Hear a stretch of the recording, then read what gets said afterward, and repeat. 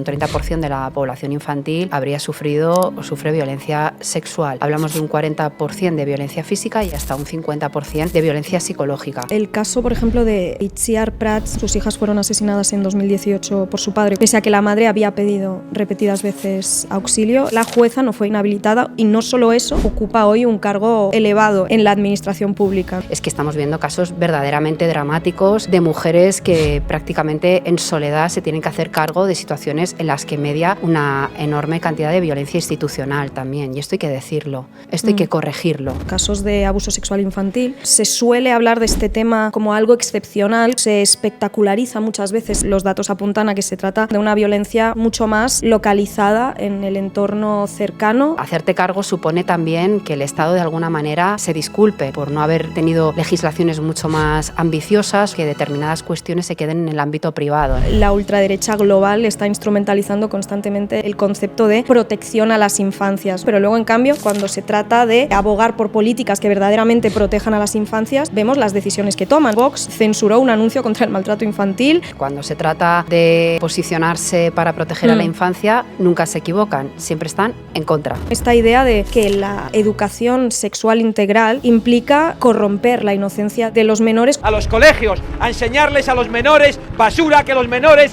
no tendrían que escuchar. Lo que implica es aportarles las herramientas y el lenguaje, el vocabulario, para que en caso de que sufran algún tipo de abuso también lo puedan verbalizar. Esta gente lo que hace es un enfoque en el que erradica completamente a la infancia como sujeto de derecho, se les hurta la posibilidad, por tanto, de aprender cuáles son los límites, los marcos del consentimiento. Es un falso dilema siempre. Esta gente golpea de manera despiadada a las infancias diversas, a las infancias migrantes. Es un modelo de sociedad jerárquico y de control de unos pocos. Es que este es el modelo de sociedad que trae bajo el brazo la extrema derecha. No cabemos la mayoría. Hoy en No Obstante hablamos con Sira Rego, ministra de Juventud e Infancia, dirigente de Izquierda Unida y eurodiputada durante años en el Parlamento Europeo. Hay un discurso que la ultraderecha global ha convertido en uno de sus ejes centrales, el de la protección a las infancias. Lo vemos con Trump, con Bolsonaro, con Vox. La idea de que hay fuerzas oscuras que quieren corromper a tus hijos, el gay depredador, la drag queen que pervierte la inocencia, la educación sexual que adoctrina, un pánico moral construido con precisión quirúrgica para criminalizar las minorías, atacar los avances feministas y agitar a una parte de la sociedad que, con razón, siente que el mundo en el que crecen sus hijas es más hostil e incierto que el que ellos conocieron. El problema es que este discurso es una inversión completa de la realidad, porque cuando toca votar medidas que de verdad protegen a las infancias, como la Ley de Protección a la Infancia o un anuncio contra el maltrato infantil, la ultraderecha siempre está en el mismo lado, en contra. Lo que subyace casi siempre es la noción de que los hijos son una propiedad, en este caso, patrimonio de sus padres, y que proteger la infancia pasa por dotar a los padres de un poder absoluto sobre sus criaturas, aun cuando la inmensa mayoría de las violencias sexuales contra las infancias se producen en el entorno más cercano y a menudo el familiar. En esta conversación hablaremos de esa contradicción con Sira Rego, que como ministra lleva más de 2 años tratando de cerca estas realidades. Hablaremos de qué es la violencia vicaria y en qué consiste el pseudo-síndrome de alienación parental que España sigue aplicando a pesar de las denuncias de la ONU. Y no consistiría simplemente en afirmar, una vez descartados indicios de abuso, que uno de los progenitores haya puesto a sus hijos en contra. Para poner eso en una sentencia absolutoria no haría falta inventar un pseudo-síndrome. La naturaleza y el uso de este constructo, invalidado por la comunidad científica y psiquiátrica, es mucho más perversa. Hablaremos también de la crisis de salud mental, que sigue medicalizándose e individualizándose, en vez de tratarse como el síntoma o producto de una cultura neoliberal que ha roto los lazos comunitarios, así como de las violencias que se producen en un espacio público sin regular, como es Internet, donde 4 empresas tecnológicas deciden las reglas del juego para millones de niños y niñas sin ningún control democrático. Como siempre, antes de empezar, hago un breve inciso para recordaros que No Obstante es un podcast que estamos sacando adelante sin ningún tipo de ayuda o financiación externa. Si entráis en apoya.furor.tv u os hacéis miembros del canal de YouTube, desde solo €1 al mes podréis obtener algunos beneficios, como acceso anticipado a todos los episodios, acceso a estos episodios sin anuncios y la posibilidad de hacer preguntas a nuestros entrevistados y ayudarnos a que esto siga creciendo. Ahora sí, empezamos. No Obstante, un podcast de Aime Román para Furor TV. Sira Rego, ministra de Juventud e Infancia, muchísimas gracias por hacernos un hueco y pasar un ratito aquí conmigo en No Obstante. Muchísimas gracias a ti. Claro, estaba pensando, el Ministerio de Juventud e Infancia, para quien no lo sepa, se funda con tu mandato en noviembre de 2023, pero de hecho coincide tanto con tu cumpleaños, es el 20 de noviembre de 2023, como con el Día Internacional de los Derechos de la Infancia y la Adolescencia. O sea, quería preguntarte, haciendo un diagnóstico quizás más general, ¿no? Porque a lo largo de este episodio ya tendremos tiempo para ahondar en todas estas cuestiones, ¿con qué te encuentras al asumir el cargo? Y sobre todo quiero saber también si te choca lo que ves, lo que conoces, ¿no? Un poco la imagen con la que te encuentras respecto a bueno, cómo está ahora mismo la juventud y las infancias en España. Bueno, lo que me encuentro es, a nivel personal, con un desafío enorme. Y a nivel político me encuentro primero con una primera necesidad de contar y de explicar políticamente, porque es importante que se hable de manera preferente de políticas públicas en torno a la juventud y a la infancia. Al final, la organización de un gobierno tiene mucho que ver con una declaración de intenciones de dónde pones el foco también en determinadas políticas. Hasta ahora, lo que teníamos o lo que habíamos tenido era que había, lógicamente, hueco para políticas de juventud y de infancia, pero siempre en un escalón como inferior, ¿no? Y nos encontramos pues, que de pronto se pone en primer lugar o se pone en un lugar preferente la necesidad de desarrollar políticas de infancia y ampliar derechos en términos generales para la población joven, la población pues, de niños, niñas, adolescentes del país. Entonces esto como un pequeño cambio del sentido común que tiene su importancia política, ¿eh? No es una cuestión menor aunque lo parezca. Y luego, pues, lógicamente, la necesidad de estructurar, de diagnosticar, de analizar el contexto, la situación en la que estamos, de dónde venimos y, bueno, pues empezar a trazar línea política.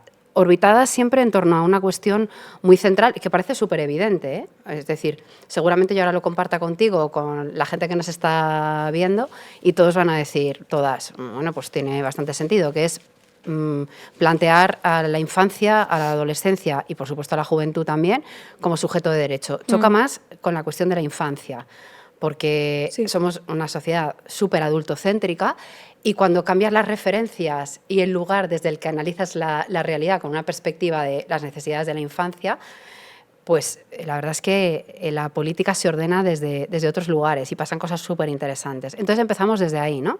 Es decir, vamos a intentar, ¿no? Primero escuchar, analizar y mirar el contexto que nos rodea desde un lugar que tiene mucho que ver con personas que se están formando, que están creciendo en un mundo que es el que es, ojo.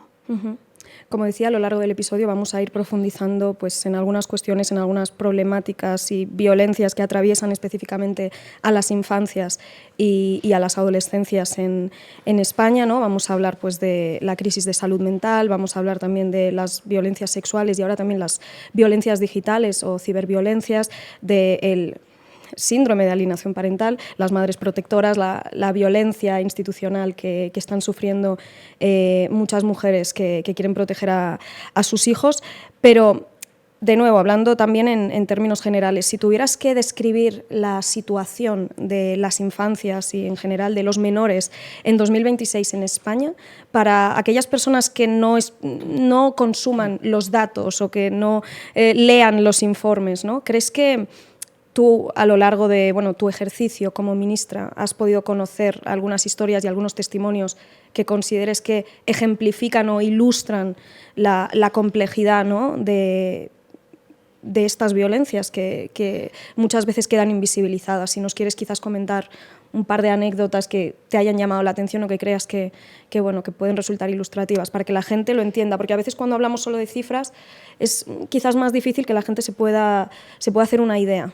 Sí, la cuestión es que a lo largo de estos casi más de 2 años, pues evidentemente hemos tenido oportunidad de escuchar, de compartir y de trabajar con muchísimas situaciones diferentes. Yo quiero decir que me siento una persona muy privilegiada de poder trabajar en contacto directo con personas jóvenes y con la infancia en términos generales. Estoy aprendiendo muchísimo, además, y creo que tiene mucho que aportar. Pero claro, también está esta parte en la que tienes que ser rigurosa y sobre todo hacerte cargo de situaciones que tienen que ver con que hay que seguir ampliando derechos, hay que seguir ampliando libertades, y esto no es solo retórica, esto tiene que ver mucho con cosas que tienen que ver con la vida cotidiana de muchos niños y niñas, por ejemplo, de nuestro país, y ahí entronca un poco con lo que me estabas preguntando. Nosotras, pues, en el trabajo cotidiano que hacemos, hemos tenido oportunidad, pues, de conocer historias muy duras en torno a los distintos tipos de violencias que ahora mismo tenemos en nuestra sociedad, porque es verdad que somos una sociedad que tiene normas y tiene una legislación muy avanzada con respecto a otros países, y esto hay que decirlo, pero que todavía queda mucho camino por recorrer. Y tenemos situaciones de violencia estructural que son muy preocupantes, tenemos situaciones de pobreza y de exclusión y de vulnerabilidad muy preocupantes. Y claro, todo esto viene acompañado de relatos, de historias cotidianas, de historias concretas.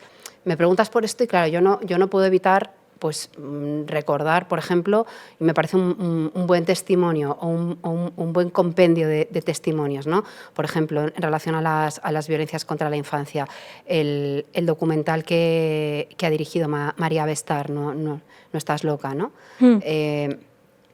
Claro, estamos hablando de testimonios directos de mujeres que han sido víctimas de violencia de género y cuyos hijos e hijas han sido también víctimas de violencia de género y de violencia vicaria, vamos, en definitiva.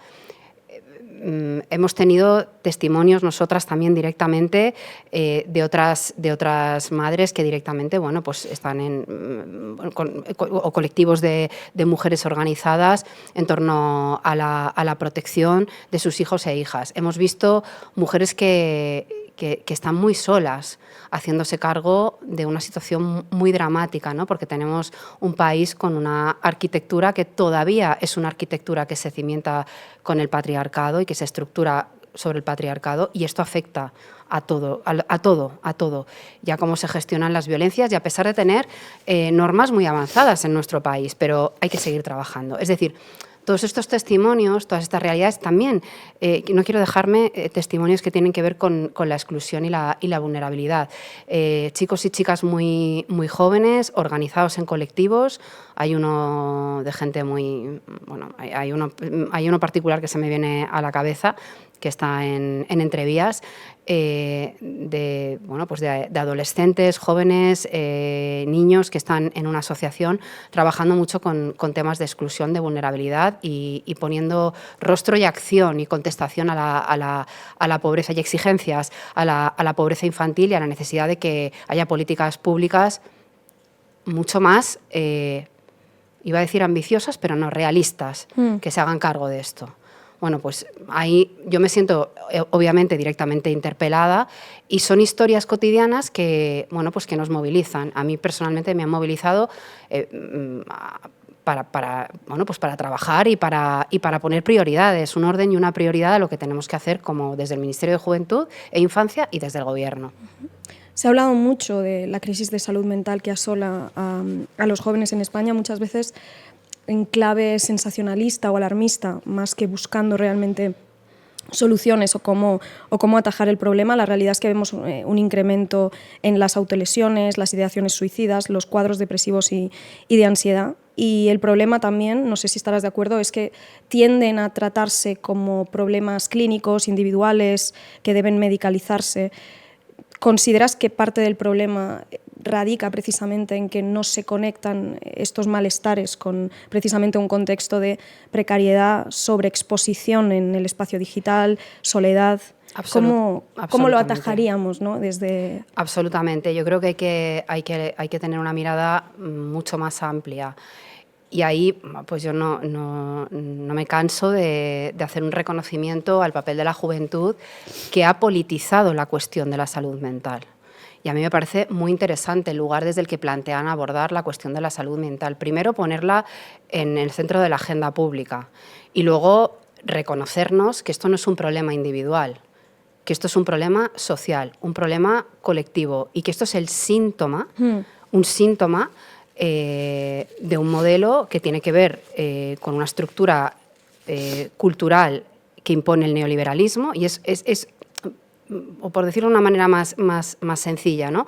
Es como uno de los síntomas que acreditan el triunfo de la cultura neoliberal y que además nos hace creer que el problema es individual y es nuestro, que es un pequeño fracaso personal, que nos ha metido en compartimentos estancos, en burbujas aisladas y que nos ha llevado a un modelo social de soledad no deseada, que está provocando, bueno, pues todo este crisol de problemas, ¿no? Pero al final, más allá de la afectación personal, que evidentemente la salud mental tiene una afectación personal, pero tiene un origen que no es estrictamente personal, que tiene que ver con toda una coordenada de cuestiones sociales, que tiene que ver con la posibilidad de pensarte en un marco de futuro, bueno, pues deseable, bonito, bueno, pues que ilusione, que movilice, que tiene que ver con expectativas a todos los niveles, que tiene que ver con la posibilidad de acceder a una vivienda, que tiene que ver con la posibilidad de tener un curro digno, que tiene que ver con la posibilidad de generar una red de lazos comunitarios estables y que te hagan sentir felicidad de vivir la vida, con un marco más utópico que distópico. ¿No? O sea, y aquí hay un modelo cultural también que alimenta el neoliberalismo, que está ahí y que creo que hay que mirar de frente. Y yo la sensación que tengo es que quien nos ha puesto frente al espejo de todo esto de una manera implacable, pero maravillosa, es la juventud en nuestro país. Es la juventud, porque esto no va solamente de algo que le pase a la generación más joven, que evidentemente sí, sino que es algo que nos pasa a, bueno, pues a todos los seres humanos, ¿no? que compartimos esta sociedad. De hecho, bueno, varios estudios señalan que el bajo nivel socioeconómico se correlaciona con una peor salud mental, llegando a duplicar o incluso triplicar el riesgo de desarrollar un trastorno. Claro, esto nos parece muy obvio, pero luego en la práctica pues la mayoría de medidas pasan por eso, por esa medicalización que individualiza el problema. Y yo te quería preguntar, quiero decir, ¿qué implicaría a nivel de políticas y medidas concretas una salud mental infantil que se centrara en la prevención, en la comunidad, en el acompañamiento, ¿no? ¿Qué tenemos que transitar para llegar a ese punto? Para mí son muchísimas las medidas, por supuesto. Sí. Yo quiero decir, por supuesto, sí a que la sanidad pública se haga cargo, más psicólogos, más, claro, evidentemente, eso de ¿no? cajón, Esto de cajón. Lo digo por la parte que tiene que ver con el acompañamiento claro, personal o individual. Pero creo que esto por sí mismo no es suficiente, tenemos que cambiar toda la estructura de la sociedad. Y ahí se me ocurren muchísimas cosas, algunas las estamos abordando ya, pero muchísimas cosas. En primer lugar, democratizar y que haya control público del espacio digital, ¿no? Para que las relaciones se den de otra manera, porque estamos viendo que hay una intensificación de las violencias contra las infancias, adolescencia y juventudes que vienen por la vía del espacio digital y, por tanto, democratizarlo, en fin, garantizar libertades, derechos y erradicar la violencia en el plano digital. Para mí mayor control público, ¿no? Mayor presencia sí. y control público, desde luego, ¿no? Cuando hablo de democratizar me refiero también a esto, ¿no? Claro, que haya regular, sí. Exactamente, que haya un control público del espacio digital. A mí esto me parece fundamental. Pero luego estamos hablando de elementos que son muy básicos, ¿no? Que tienen que ver con la garantía del acceso a la vivienda, la garantía de que un niño o una niña va a tener libertad y posibilidad de formarse para poder elegir lo que quiere ser cuando sea una persona adulta y poder desempeñarlo. Garantía de que el espacio físico cuenta con los niños, las niñas y con las personas jóvenes, la conformación de nuestro espacio físico, y que es un espacio físico que atiende a las necesidades humanas, a las relaciones sociales, a la generación de lazos comunitarios, programas, acompañamiento y una política que esté orientada muchísimo, muchísimo. De verdad, para mí esto es una cuestión central, a la generación de lazos comunitarios. Es que no queremos estar solos y solas. Es que es imposible. es que es imposible en términos sociales erradicar los problemas de salud mental si no nos reconocemos como seres que necesitan a la comunidad, y que es una de las cosas más bellas que tenemos, la posibilidad de crecer en comunidad y acompañados y acompañadas. Se están rompiendo todos los lazos comunitarios. Y creo que cada ejercicio de ponernos en común y de que haya políticas públicas que nos pongan en común es importantísimo. Y en ese sentido, la importancia que tienen los servicios públicos, ¿no? Que son otra concepción comunitaria, que nos iguala, nos equipara, nos pone en el mismo lugar a personas que venimos de orígenes diferentes, ¿no? Entonces, claro, hay mucho por hacer, hay mucho que en nuestra sociedad ya tenía, hay mucho que se está recortando. Ahí, claro, me permites que haga una reflexión. Lo que está pasando con la extrema derecha y con la derecha y el modelo de sociedad que traen es que no es cualquier cosa. Es que en su modelo de sociedad, de recortes, de laminación de lo público, cada vez nos aíslan y nos convierten en átomos, ¿no? En personas, alimentan el odio, alimentan el miedo, y además su modelo de sociedad lo que hace es cimentar el miedo y cimentar el odio y romper esos lazos comunitarios. Entonces es un proyecto de sociedad pues que es antagonista con los valores más básicos, ¿no? de sentirnos en un futuro, o sea, de colocarnos en un futuro que sea deseable, ¿no? Por decirlo de alguna manera. Y reconocer nuestra profunda interdependencia. Claro, porque, claro. Sí. Claro. Estaba pensando, claro, no podemos hablar de las violencias que atraviesan a las infancias y a las adolescencias y que muchas veces pasan o desapercibidas o son silenciadas activamente, sin hablar de los casos de abuso sexual infantil. Y precisamente estaba pensando en cómo se suele hablar de este tema como un tabú, se espectaculariza muchas veces, se piensa como algo excepcional, cuando realmente vemos que los datos apuntan a que se trata primero de una violencia mucho más extendida de lo que en un primer momento se podría uno imaginar, y además mucho más localizada en el entorno cercano e incluso en el entorno familiar, ¿no? Que muchas veces pues vemos algunos discursos de odio por parte de, ya entraremos también en eso, por parte de la ultraderecha, que quieren cambiar el foco y hablarnos de el peligro de ciertas minorías que vienen a pervertir a nuestros hijos, cuando lo cierto es que la inmensa mayoría de violencias sexuales contra la infancia se perpetran en el entorno más cercano. Yo te quería preguntar pues un poco cuál es la dimensión real del problema en España. Tú, en el momento en el que, un poco la pregunta que te hacía antes, ¿no? En el momento en el que asumes el cargo, ¿te encuentras quizás con una situación más dramática de lo que habrías podido esperar? Sí, de hecho, nosotras, una de las cosas que acabamos de sacar hace muy poquitos meses, un trabajo exhaustivo que hemos hecho a lo largo de 1 año y medio, ha sido una macroencuesta para tener la foto de las violencias contra las infancias en nuestro país. Y la foto pues es bastante dura, porque hay mucha violencia estructural o muchos tipos de violencias estructurales contra la infancia. Y digo estructurales porque se arrastran en el tiempo, y luego cotejando los datos con datos europeos y con otro tipo de trabajos que se han hecho a este nivel, pues vemos que se han perpetuado, ¿no? La violencia sexual contra la infancia, estamos hablando aproximadamente de un 30%, en el caso específico de la violencia sexual, es decir, un 30% de la población infantil habría sufrido o sufre violencia sexual. Hablamos de un 40% de violencia física y hasta un 50% de violencia psicológica. Son cifras muy preocupantes, muy preocupantes, y que exigen, pues que hagamos una reflexión y que, entre otras cosas, legislemos, por supuesto. Y ahí estamos, ¿no? Empeñadas, con mucha determinación. Ya tenemos nuestra propuesta de ampliación de la Ley de Protección de la Infancia frente a la violencia, porque creemos que es necesario dar más cobertura y ser mucho más garantistas, y hacernos cargo de esto que está sucediendo. Porque yo creo que es una lacra que tenemos que erradicar socialmente, y creo que no puede seguir siendo algo que forme parte del debate que se queda como en el ámbito de lo privado.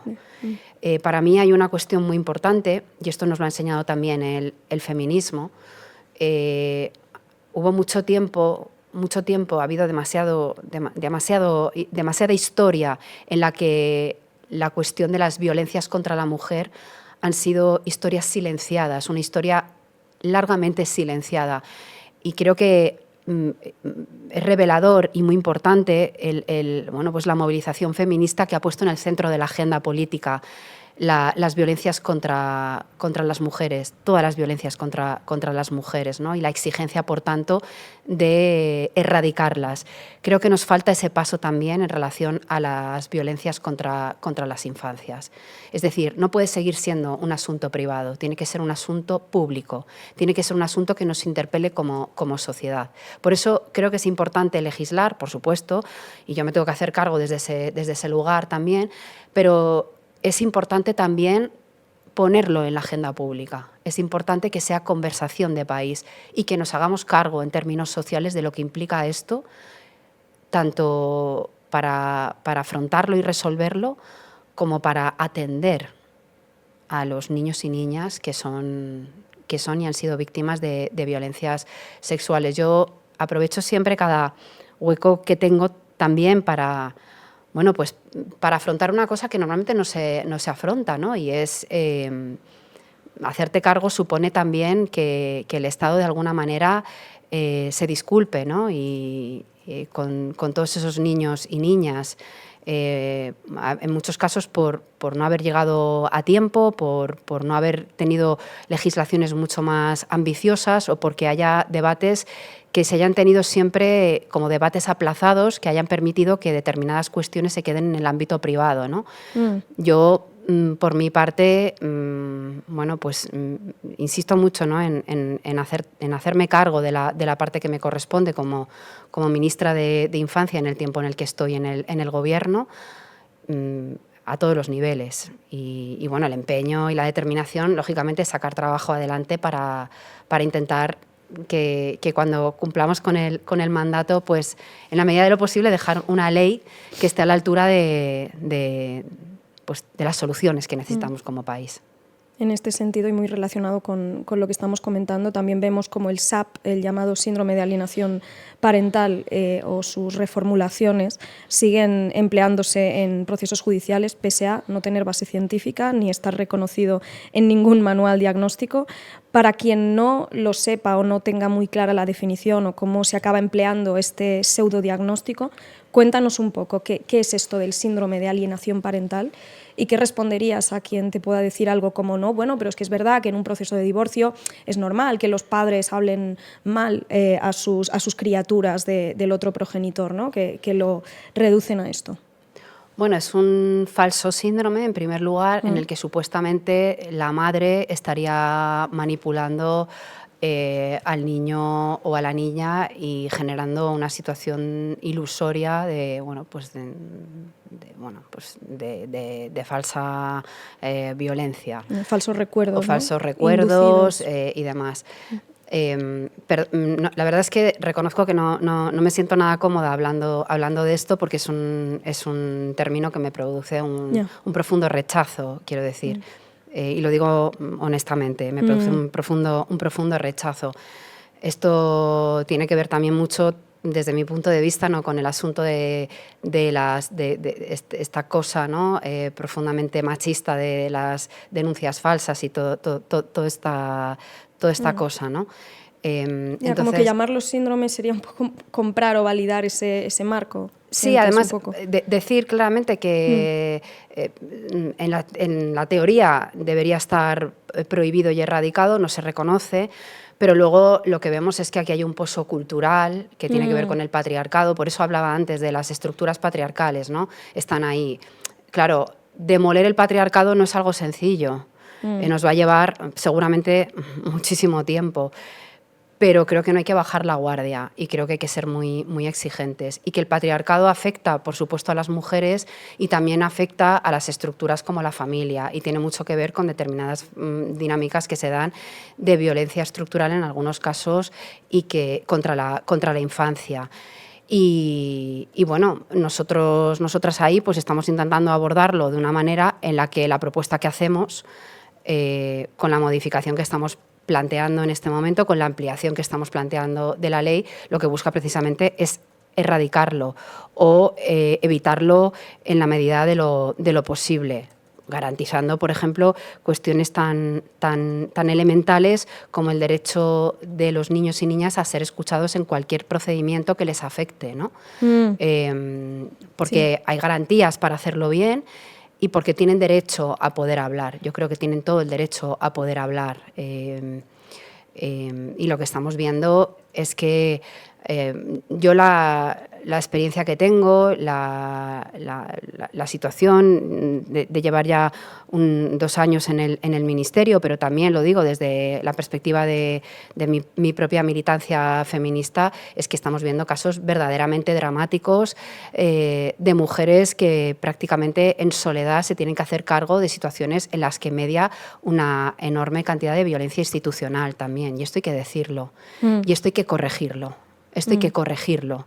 No puede ser, hay situaciones que son verdaderamente insoportables. Y vuelvo a recuperar las voces que salen en el documental, por ejemplo, de María Bestar, de mujeres que han sufrido una enorme violencia institucional y que han terminado con situaciones brutales, dramáticas, en las que sus hijos e hijas han terminado asesinadas. Y esto es que es sobrecogedor.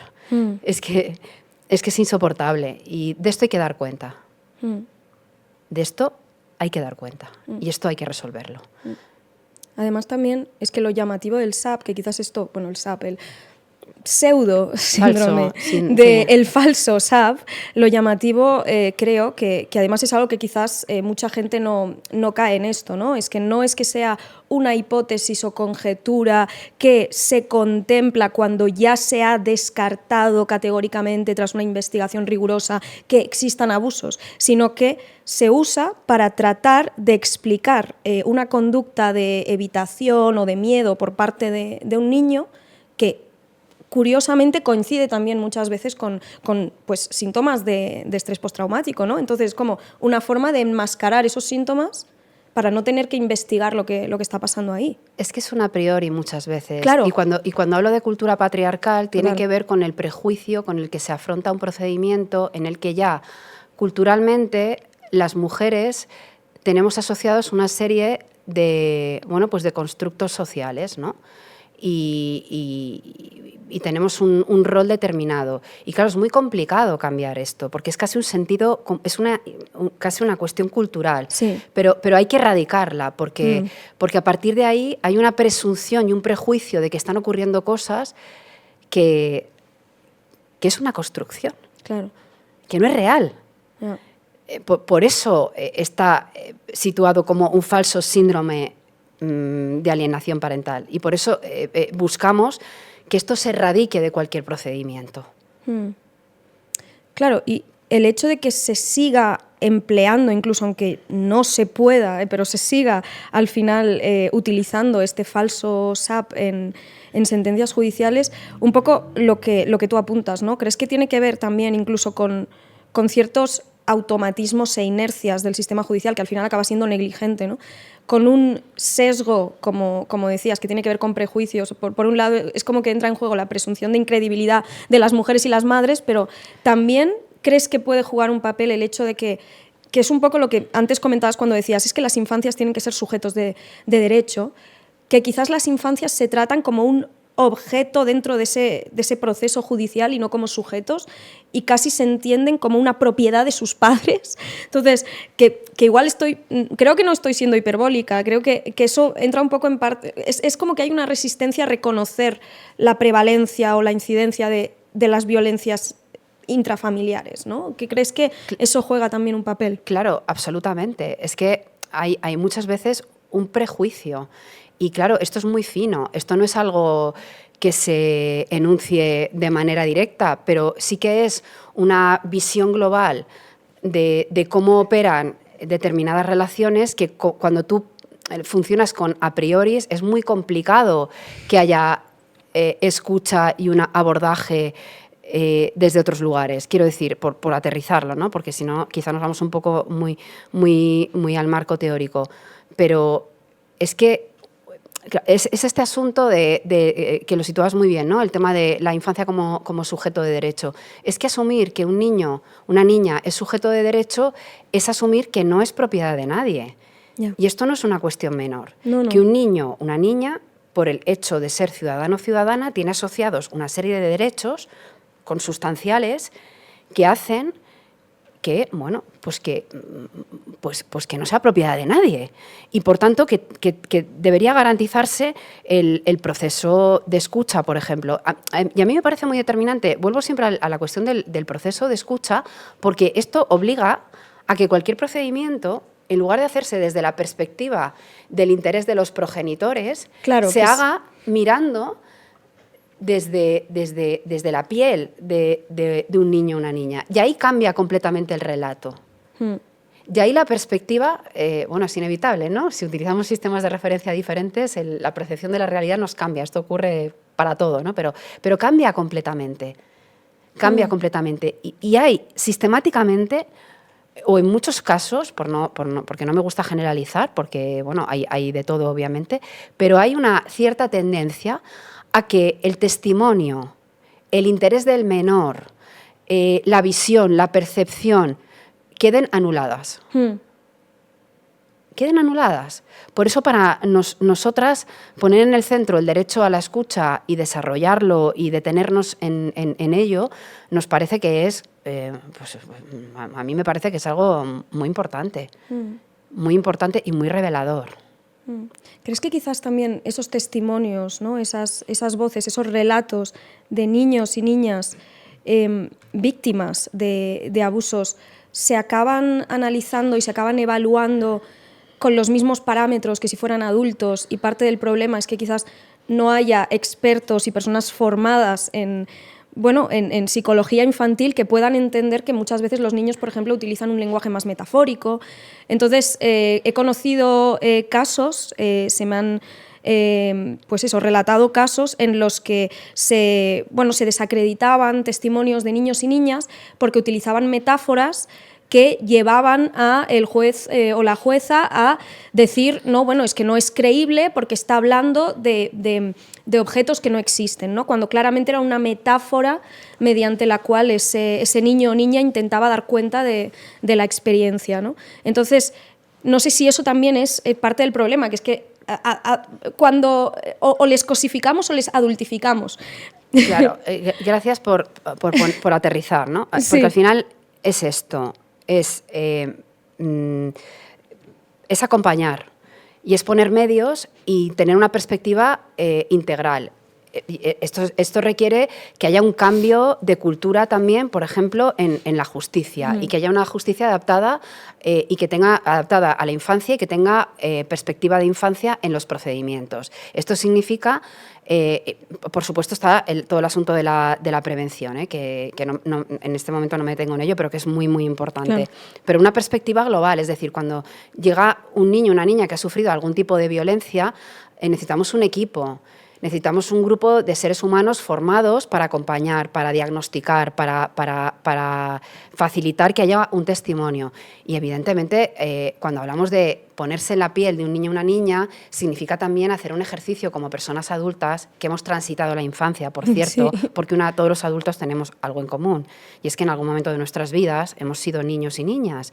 Y creo que a veces ponernos en ese lugar significa abandonar un poco los zapatos y la mirada de adulto o adulta y entender que la clave comunicativa de la infancia pues pasa por otras maneras, pasa por el juego, pasa por la pintura, pasa por las metáforas, por las comparaciones, por las historias, y que ahí también hay mucha verdad. Hay mucha verdad en la expresión del juego. Hay mucha verdad en la narración y en la fabulación de un niño o una niña. Hay mucho dolor a veces también. Hay mucho dolor y hay mucha necesidad de escucha y de acompañamiento. Por eso necesitamos, pues evidentemente, que la justicia se adapte a eso. Es que no se puede pretender que un niño de corta edad dé un testimonio como si fuera un ser humano adulto con las mismas claves comunicativas. porque no lo va a dar, porque ya tendrá tiempo de hacerlo cuando sea una persona adulta. En el mientras tanto, tiene otras maneras de contar su historia. Y yo lo que creo es que como sociedad tenemos la obligación de escuchar las historias que tienen que contar nuestras infancias. Uh-huh. Estaba pensando en cómo el caso, por ejemplo, de Itziar Prats marcó un punto de inflexión. Sus hijas fueron asesinadas en 2018 por su padre cuando tenían 2 y 6 años, pese a que la madre había pedido repetidas veces auxilio. Esto contribuyó a poner también a los hijos en el centro, o al menos a dejar de ponerles quizás en un segundo plano cuando se habla de Biogen y sobre todo de prevención de la violencia de género. Pero claro, la pregunta que se hace también mucha gente respecto a ese caso es por qué la jueza no fue inhabilitada, y no solo eso, sino que además de no haber sido inhabilitada, ocupa hoy un cargo elevado en la administración pública, ¿no? Cuando no protegió y no creyó a esa madre. ¿Tienes la sensación de que quizás parte del problema es esa falta de consecuencias, ¿no? Esa impunidad? Por supuesto, uno pues, no puede anticiparse a todo, pero que sistemáticamente se desproteja a las madres y que sistemáticamente, como decíamos antes, exista esa presunción de incredibilidad, de no vamos a gastar recursos públicos en protegerte porque que igual eres una exagerada. Quiero decir, tendría que existir, ¿no?, alguna forma de sancionar esto, de fiscalizar. Claro, es que a esto me refiero con que tiene que haber todo un cambio social con respecto a la cuestión de adaptarnos a la exigencia de cumplir con garantías con los derechos de la infancia y con sus libertades, ya que no puede seguir siendo una conversación que forme parte del ámbito de lo privado, porque en la medida en la que forme parte del ámbito de lo privado pueden ocurrir muchas cosas y se pueden cruzar muchas negligencias o muchos procesos que desatiendan hasta situaciones muy graves a los niños y a las niñas. Por eso tiene que ser una conversación pública. Por eso tiene que serlo. Por eso la violencia contra las infancias tiene que ser un asunto de Estado y un asunto de país. Claro, porque hay que cambiar toda la estructura de la sociedad para adaptarnos a lo que esta exigencia y este desafío supone. Todas las estructuras, y por eso estamos empeñadas. Yo particularmente, por lo menos, y ahí pues me sumo a las voces que desde el feminismo y desde distintos, a todos los niveles, desde las distintas disciplinas, siempre con esta perspectiva feminista, fundamentalmente con esta perspectiva feminista, que hablan de abordar la cuestión de la violencia institucional también. Es que esto hay que abordarlo. Esto hay que abordarlo. Cuando se aborda, se resuelve. Y en este caso, y en lo que tiene que ver particularmente con mis tareas o con las tareas del ministerio que dirijo, pues evidentemente, ¿qué planteamos? Pues amplíese la ley, hágase un reconocimiento explícito a la cuestión de la violencia institucional y articúlese de tal manera que haya más garantías para proteger a los niños y a las niñas, a todos los niveles, a nivel de formación, a nivel de acompañamiento, a nivel de derecho a la escucha, de defensa jurídica propia, de reconocimiento de la violencia institucional, articular mecanismos a todos los niveles que les protejan, ¿no? En esto estamos, o sea, pero que es una cuestión de cambio de ley, pero es una cuestión también de cambio del sentido común de la sociedad, claro. Ojo, y de hacer público un debate que siempre se queda como el último de los debates, el debate que siempre puede esperar, ¿no? Y mientras tanto están sucediendo cosas. Y las infancias, pues vemos las cifras de violencias y son cifras altas e insoportables.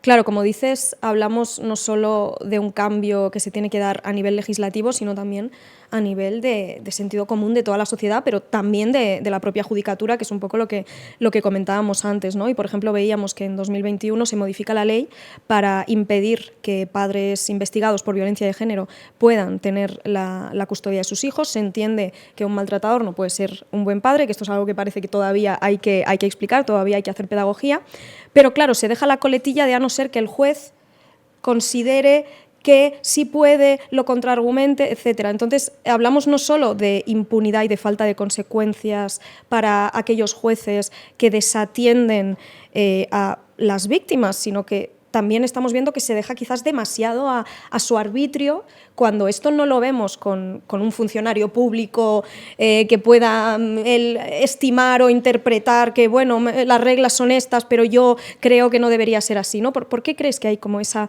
laxitud con la judicatura en particular? Bueno, nosotros esto quiero decirte que lo vamos a abordar en la ley directamente y lo vamos a precisamente a modificar. Y esto tiene que ver con lo que hablábamos hace un momento, ¿no? Hay que abrir debates públicos, hay que creo que nos hacen responsables a todos los poderes del Estado, también al Poder Judicial. Y yo creo que tenemos que impulsar leyes que aborden el problema que tenemos y el desafío que tenemos con mucho más alcance y ser muy exigentes en que se cumplan estas leyes, y esto interpela a todo el mundo, también al Poder Judicial. Y creo que tiene que haber un cambio cultural también, y es uno de los elementos que sí que introduce la LOPIBI y la reforma de la justicia, que se está abordando en este momento poco a poco, que tiene que ver con introducir la perspectiva de infancia y dar mucha formación y acompañamiento también a los profesionales de la justicia, que es otro de los elementos pues que reforzamos desde la propia ampliación de la ley. Dar mucha formación para todo lo que tiene que ver con el acompañamiento y con esa perspectiva, ¿no? O sea, no solo el acompañamiento y no solo esa visión integral, que sí, sino también con la perspectiva de infancia a los profesionales de la justicia a todos los niveles. Y tiene que haber también mucho debate público. Es que esto es un debate que nos interpela a todos y a todas, y no puede haber segmentos o poderes del Estado que se queden fuera de los debates y de la responsabilidad que tenemos colectiva como sociedad. Yo creo que no puede ser. Es decir, de la misma manera que es muy bueno que a quienes somos representantes públicos, representantes políticos, se nos exija y se nos fiscalice, esto tiene que poder aplicarse a todos los poderes del Estado en una democracia, y no olvidarnos de una cuestión que a veces se queda como aparcada, ¿no? en nuestros cerebros, y es que el poder, el soberano, siempre es el pueblo, y los poderes del Estado y la configuración de los poderes del Estado emanan del pueblo, y nosotros tenemos la obligación de responder ante las exigencias del pueblo. Todos y todas, todos los poderes del Estado, también el Poder Judicial, claro, todos los poderes del Estado. El soberano es el pueblo. Precisamente en la línea de lo que comentábamos sobre cómo las infancias se tienen que empezar a entender como sujetos de derecho, en la reforma en la que habéis estado trabajando de la Ley Orgánica de Protección Integral contra la Violencia contra la Infancia, queréis tocar un nervio central, que es pues esta idea, ¿no?, de escuchar siempre a los menores y otorgar el derecho a una defensa letrada propia para ellos, porque creo que ese es un punto muy importante, que no se entiende que los intereses del menor puedan estar al margen o separados o incluso entrar en conflicto con los de quizás incluso ambos padres, ¿no? Porque en algunos casos pues se puede dar. ¿Qué resistencias, si alguna, os estáis encontrando? Bueno, ahora lo estamos negociando, terminando de negociar algunos aspectos de la ampliación de la ley, pero bueno, en principio esto es una de las propuestas que llevamos que para nosotras tiene más o tiene bastante peso, ¿no? Porque sí que creemos que ayuda a erradicar o a dejar fuera la tentación de aplicar este falso síndrome del que hablábamos antes. Claro, iba a hablar justo de eso. Claro, sí. Nos ayuda, ¿no? Al final, ¿cómo consigues cambiar la cultura? Porque cuando tienes un prejuicio, cambiar los prejuicios es muy complicado, ¿no? Y claro, la arquitectura del patriarcado, demolerla, paso a paso, ¿no? Y desde luego poniendo las cosas más complicadas para que haya tentaciones de terminar teniendo ese prejuicio. Y una se articula completamente el argumento. Claro, entonces, si un niño o una niña tiene defensa jurídica propia, esto primero nos permite hacer una pequeña rectificación, y es ponernos cada vez más en el lugar del niño o de la niña. Por tanto, construimos un procedimiento que ya va a tener en cuenta la mirada de infancia, la perspectiva de infancia en origen, y evita tentaciones, o puede corregir la tentación de empezar con un a priori. Y creemos que además es una cuestión de derecho, que es una cuestión de justicia con la infancia, ¿no? Que un niño o una niña tiene que tener derecho a tener asistencia jurídica propia. Esto ya opera en otros países y pues creemos que sería un avance notable. Casos como el de Juana Rivas, ¿no? Casos tan mediáticos han dejado en evidencia que se pueden tomar decisiones cruciales sobre la vida de los menores sin escucharles siquiera. ¿Qué cambiaría con esta reforma en términos de garantías reales en casos parecidos al de Juana, ¿no? Para poder quizás visualizar? Pues que se reconozca la posibilidad de, pues de plantear de una manera más ágil, más eficiente y con más garantías la posibilidad de denunciar una situación de maltrato y sobre todo el derecho pues a ser escuchado o escuchada y que este testimonio pues sea recogido, ¿no? Y con el peso que tiene esto, por supuesto, que tiene un peso sustancial. Estamos hablando de una corrección importante a todos los niveles y de una posibilidad de defensa y de garantía de derechos, por tanto, enorme. Con toda la dificultad que esto tiene, porque también hay que ponerse en la piel de un niño y de una niña que ha sufrido violencia, que no siempre es sencillo hablar, es decir, y vuelvo a apelar, ¿no? a la niña que hemos sido todas las adultas, ¿no? En algún momento, las transferencias afectivas, las relaciones, el entorno familiar, el peso que eso supone, ¿no? Incluso la percepción del mundo, los miedos, las incertidumbres. Es que hay que pensar desde ahí, ¿no? Y lo complejo que es para un niño o una niña dar el paso. Cuando se da el paso, en fin, hay que atender esta demanda. Nosotros nos estamos limitando de alguna manera a dibujar un escenario en el que todas esas garantías, en la medida de lo posible, se den. Todas ellas se den.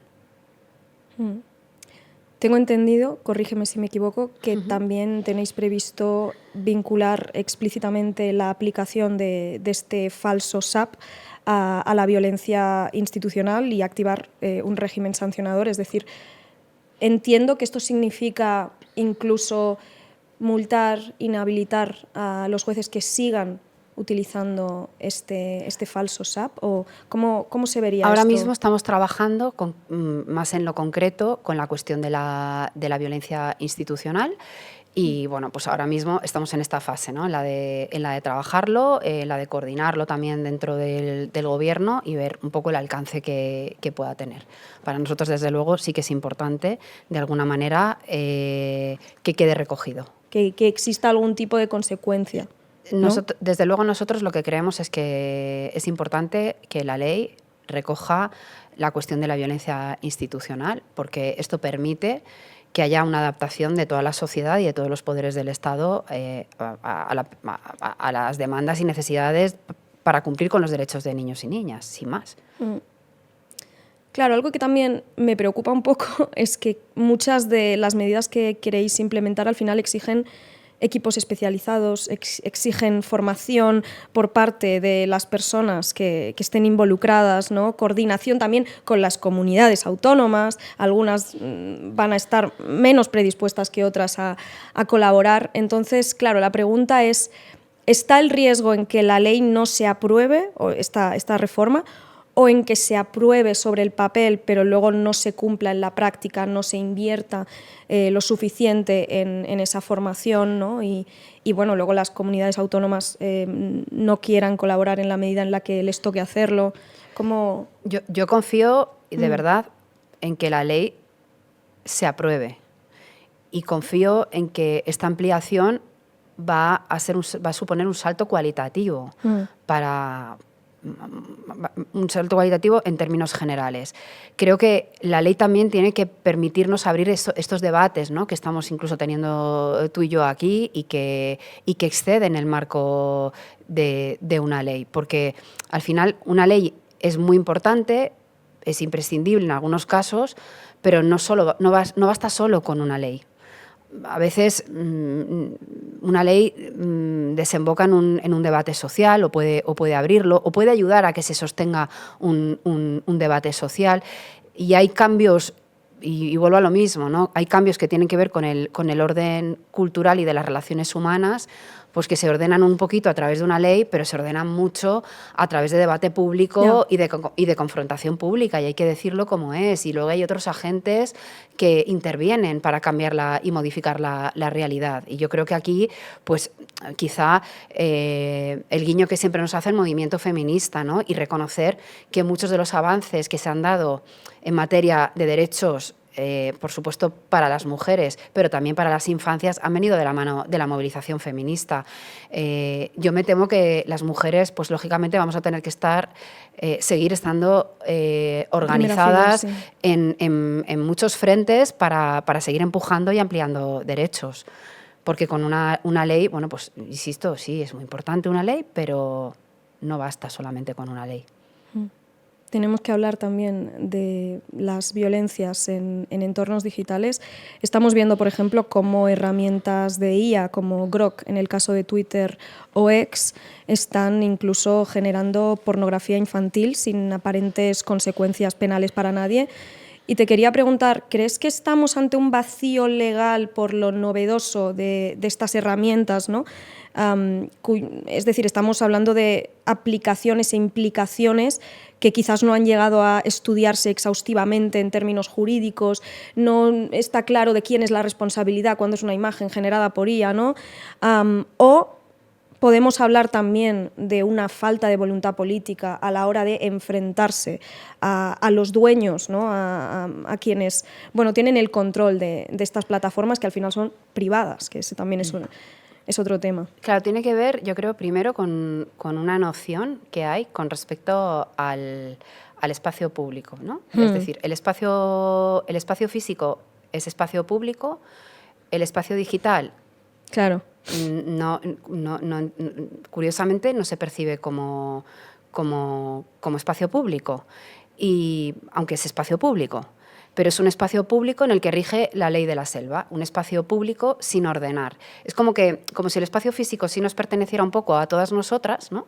A todos y a todas, y entonces, aceptamos que tiene que haber un marco de reglas para convivir, y como si el espacio digital hayamos asumido que es propiedad de 4 caudillos tecnológicos y que, por tanto, tienen las prerrogativas de dictar cuáles son las reglas, de explotar a nuestros hijos e hijas, de hacer caja a costa de sus derechos, de decidir cómo se va a conformar las relaciones humanas de millones y millones de seres humanos, y espacio público en el que vive al margen de la democracia y del control público. Y como si esto fuera una cosa como natural, ¿no? Y yo creo que aquí para mí es uno de los grandes debates del momento, ¿no? Porque muchas de las cosas que están sucediendo tienen todo que ver con la incidencia y con el impacto que está teniendo el entorno digital, quiénes son los caudillos de los entornos digitales, quiénes son los propietarios, cuáles son las reglas del juego, la falta de democracia y de control público, cómo están decidiendo la vida y el futuro de países enteros. Y pues esto yo creo que se tiene que acabar. Lo que necesitamos es tomar el control y que haya regulación, que haya leyes, que haya limitaciones y que haya otro tipo de reglas del juego que sean mucho más democráticas y garantistas en derechos y en libertades.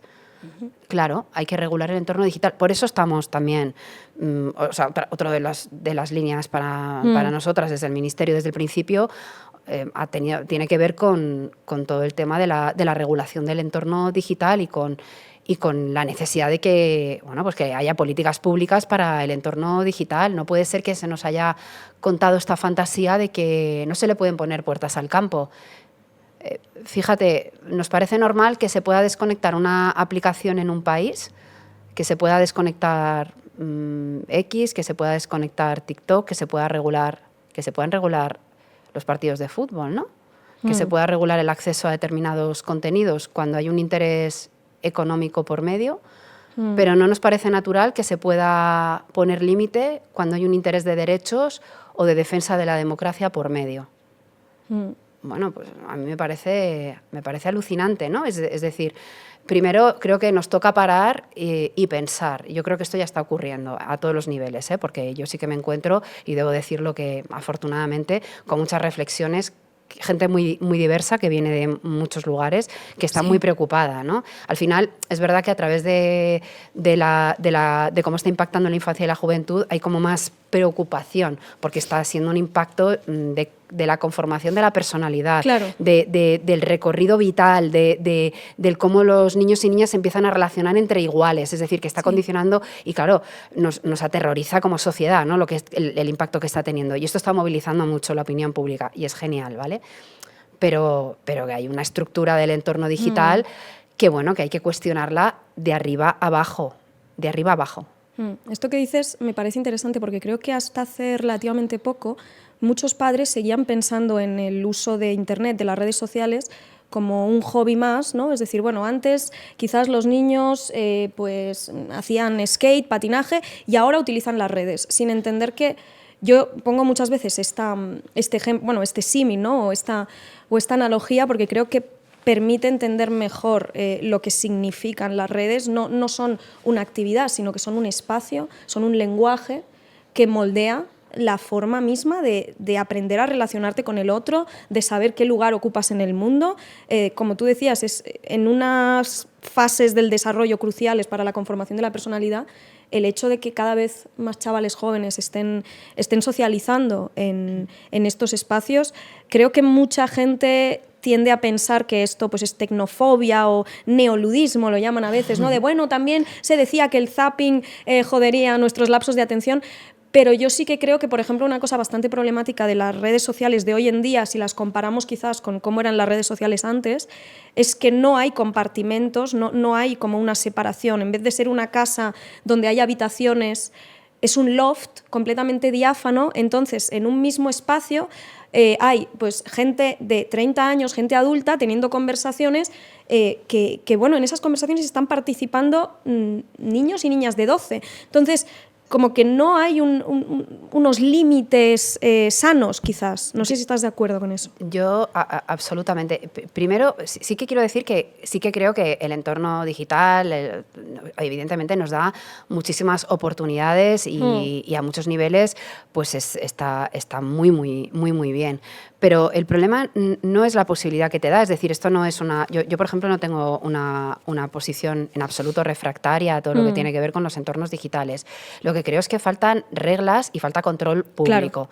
Claro. Porque con unas reglas claras y con una garantía clara de que yo voy a tener garantizados mis derechos y mis libertades, pues pueden ser muy positivos, ¿no? ¿Por qué digo esto? Porque ahora mismo yo creo que tenemos la falsa sensación de que tú entras en una aplicación, en Internet, y tú eliges. Y el problema es que tú no eliges. El problema es que hay un otro que elige por ti y te hace creer que tú estás eligiendo.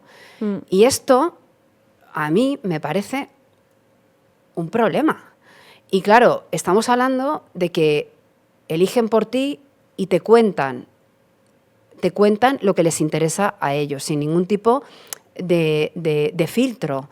Y estamos hablando de que hay una orientación a través de los algoritmos hacia niños y niñas para que tengan un patrón de uso adictivo del entorno digital, porque eso hace que mucha gente haga caja con o sea, es explotación infantil. Hace que mucha gente haga caja con eso. Entonces, claro, esta falsa sensación de que en el entorno digital tenemos la libertad de elegir, cuando en realidad no tenemos ninguna libertad de elegir. Okay, no es la vida real, ¿no? No tiene un impacto real, como de alguna forma...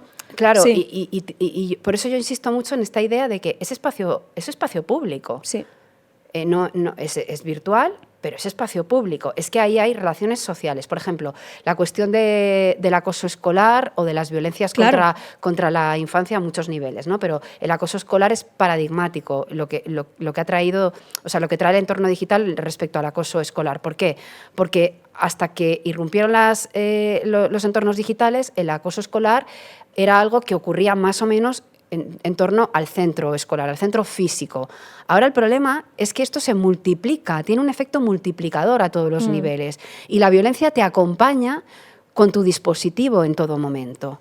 No te liberas de eso, porque no está habiendo filtros, no está habiendo orden en todo esto y realmente lo necesitamos, ¿no? Entonces, ¿el entorno digital trae consigo muchas oportunidades? Por supuesto, pero tiene que estar regulado. Tiene que estar regulado para que genere lazos comunitarios, para que garantice nuestros derechos, para que tengamos relaciones horizontales, para que no genere usos y patrones adictivos que, bueno, pues que estén generando tantos problemas de violencias, de salud mental. Es que son muchas cosas. Yo entiendo que el desafío es grande también, en este caso. Pero es viable perfectamente. Además, yo creo, hay una cosa que a mí me parece que es determinante. Frente a un problema tecnológico siempre tiene que haber una posibilidad de solución tecnológica. Bueno, o sea, quiero decir, en términos materiales casi, tecnológica. Y, por supuesto, esa solución tecnológica tiene que estar empujada por una decisión política, obviamente. Tienes que tener voluntad o no. Claro, en esta disyuntiva que hay de la caja que hacen los caudillos tecnológicos frente a la soberanía de determinados países y a los derechos, pues lamentablemente para algunos hay que tomar partido. Yo lo tengo claro. Yo aquí estoy para defender los derechos de niños, niñas y jóvenes de nuestro país. Y en esto estamos. Y hablando precisamente de regular las plataformas, Francia acaba de aprobar una ley para prohibir las redes sociales, el uso de las redes sociales en menores de 15 años. Se convierte así en el primer país que regula el uso de estas plataformas.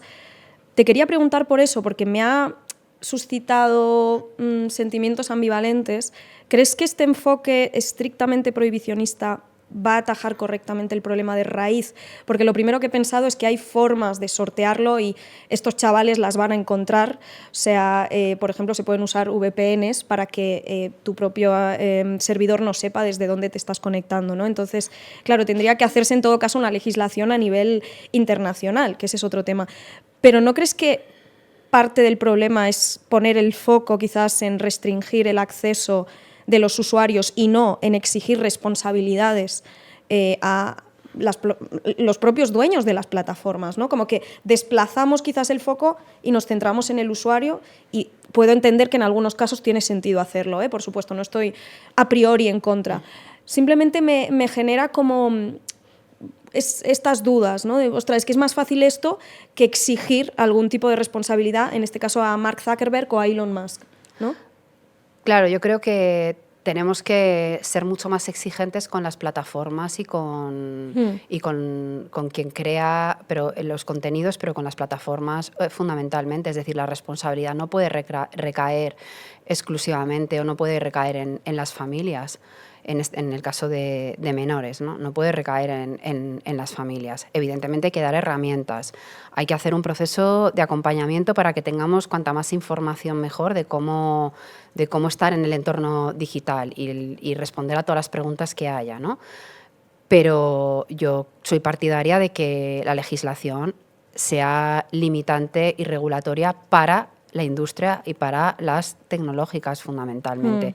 Nosotras estamos tramitando ya también nuestra ley de entornos digitales seguros, y en la ley de entornos digitales seguros también abordamos, por ejemplo, el acceso de menores de 16 años a las redes sociales. Van a tener que entrar con consentimiento previo, pero es que además nosotros de sus progenitores, de sus tutores legales, pero es que además nosotros lo que planteamos en la ley de entornos digitales seguros es una serie de medidas que son muy garantistas, claro, y que tienen que ver también con limitaciones a la industria.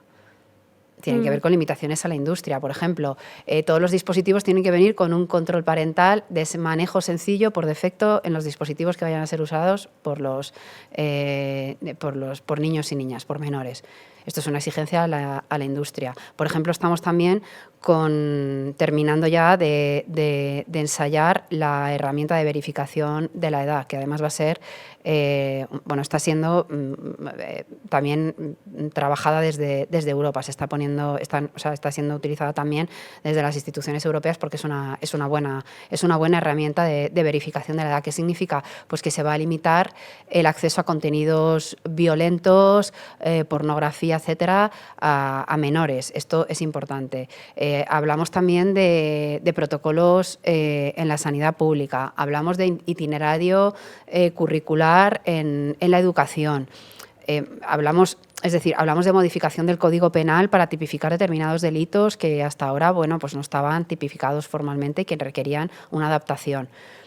Al final, es verdad que tiene su complejidad, pero también es verdad que hay una malla, hay muchísimas medidas que se ponen en marcha a la vez que hacen que sea mucho más garantista pues una medida, una ley en concreto. Yo, en cualquier caso, creo que el foco hay que ponerlo nuevamente, y vuelvo a repetirlo, en la responsabilidad que tiene la industria, en la configuración del entorno digital y quién es el propietario del entorno digital y las reglas del juego, que son antidemocráticas. Antidemocráticas y tienen una orientación pues de puro extractivismo, pero con un formato más moderno. Esto no significa que no se pueda modificar o que no debamos exigir a todos los niveles que esto cambie y tenga un enfoque diferente. Claro, quizás aquí yo ya estoy rizando el rizo porque, como digo, a priori no estoy en contra de ninguna de las medidas de las que hablas, pero sí que, por ejemplo, el control parental, la necesidad de obtener un consentimiento paterno, me suscita también cierto dilema porque pienso en casos que he conocido de niños y niñas criados en entornos ultrarreligiosos y fundamentalistas que son LGBT y que muchas veces lo más parecido, que evidentemente luego también tiene pues su doble filo, ¿no? Porque también, sobre todo cuando son menores vulnerables que se están descubriendo a sí mismos, pues es fácil que alguien pueda aprovecharse y explotar esas vulnerabilidades, pero estaba pensando en cómo mucha gente a veces encuentra una comunidad que luego se puede acabar convirtiendo en su familia elegida, ¿no? En muchos casos, precisamente en Internet, cuando proviene de entornos pues eso, muy, muy herméticos. Entonces, lo primero que pienso cuando se habla del control parental, a pesar de que entiendo que en el 99,9% de los casos estaremos hablando de que simplemente no tendrán acceso a contenido dañino, pero sí que es verdad que a veces la idea de dar demasiado control a los padres, sabiendo precisamente que en el entorno más cercano es donde se producen muchas veces las violencias, pues a veces no sé si alguien más te lo ha comentado, si se ha problematizado esto o soy yo. No, yo creo que es muy acertado, ¿no? Señalar que no hay, es decir, que no hay soluciones totales o totalizantes, ¿no? Al contrario. Por eso hablamos de muchas medidas diferentes y de garantizar derechos de niños y niñas a ser y a elegir también, y que ya una educación completa y al respeto a sus derechos fundamentales. Es decir, y esto se tiene que garantizar a través de muchísimas vías. Ahora mismo la cuestión que tenemos en relación a los entornos digitales es que necesitamos trabajar de manera paralela, ¿no? Con herramientas que permitan tener unos ciertos niveles de protección y al mismo tiempo siendo muy exigentes con lo que se le demanda a la industria tecnológica. Y en el mientras tanto, porque hay un mientras tanto, pues dotarnos de cuantas más herramientas sean posibles para garantizar esto. Pero claro, por ejemplo, ahora mismo, como está configurado el entorno digital, que está generando usos muy problemáticos, sí. Pues claro, nosotros lo que estamos planteando es que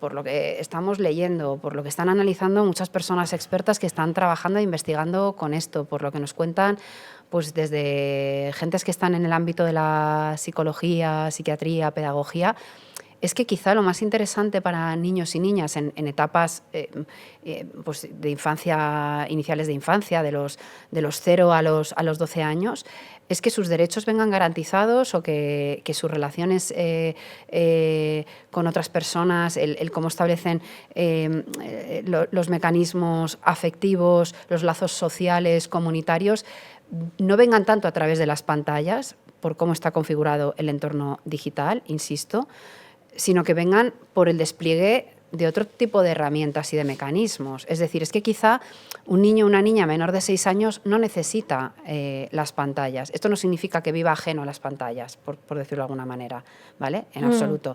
Tenemos que ir dando formación y acompañamiento.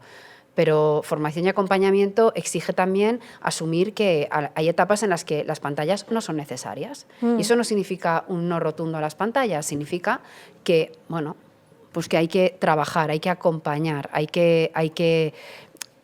que la garantía de sus derechos y de las diversidades se da también en el mundo físico, que esto es otro problema, es decir,